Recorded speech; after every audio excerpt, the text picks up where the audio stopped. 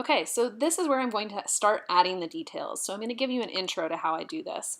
I'm adding this door first, and you'll see because it's on the right side of the building, I'm going to use the right vanishing point for anything that's horizontal. Anything that's vertical is just going to be vertical with the ruler holding it straight up and down. But as I go in and add more of the horizontal details onto that door, you'll see that I'm always matching my ruler up with the vanishing point on the right. And I'm drawing as far across as I can for those horizontal elements of window panes, door panes, and other details that are in there. The window at the top, I like to kind of divide that space up for those tiny little windows before I draw those vertical lines. It's just a little bit easier that way. Okay, just finishing up those horizontal details, erasing out lines that I don't actually need, uh, reinforcing, adding some value in some places. Okay, for the left side, I'm going to do the same thing, find the center. I'm going to use an X to find the center because that gives you the center as it is going back in space.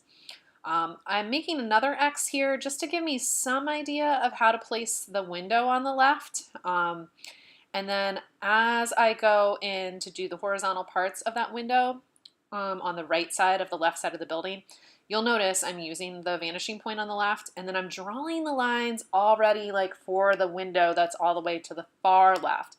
Because they are the same size window on the same side of the building, receding back into space to the same vanishing point, all of their like horizontal parts of the window panes are going to line up with each other. Occasionally I'll forget to do something at the same time, and so I will line up from the previous, this first window that I'm drawing with the vanishing point to get the detail on the window on the far left.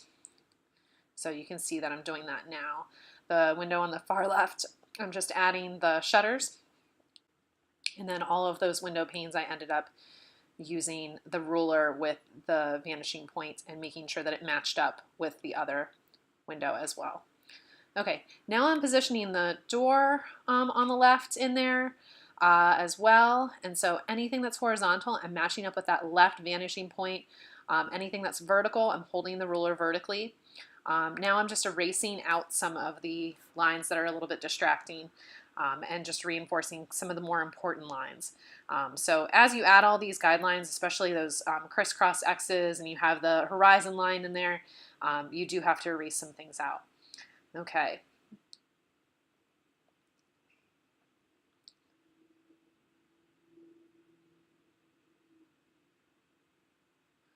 So I'll erase these things as well and just make sure that I have the most important details, and now I'm going to add in the comparable masses. As I add in the comparable masses, I'm just looking at how they line up with the building. I'm not measuring anything. They don't really go back into perspective the way that the more linear architecture does. And then I just gradually build up more shadows in places to help give the building some depth. This top part, the left side of this top part, is going to match up with the left vanishing point. The shingles, all the horizontal parts of the shingles matched up with the left vanishing point. The vertical ones, I just drew parallel to the edges of the roof that I have drawn. Okay. Sometimes I'll use the ruler on the side too, so I can see the spacing a little bit better. These smaller, tinier windows I just did by hand. Again, you can see anything horizontal on the left side of the building, I'm using that left vanishing point.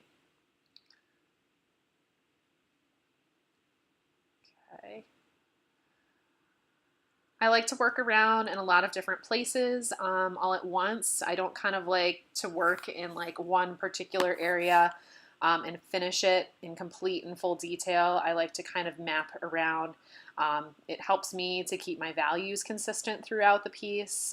It also helps me to see the whole piece come up at once as opposed to like finishing one area in its entirety and then moving on to another area.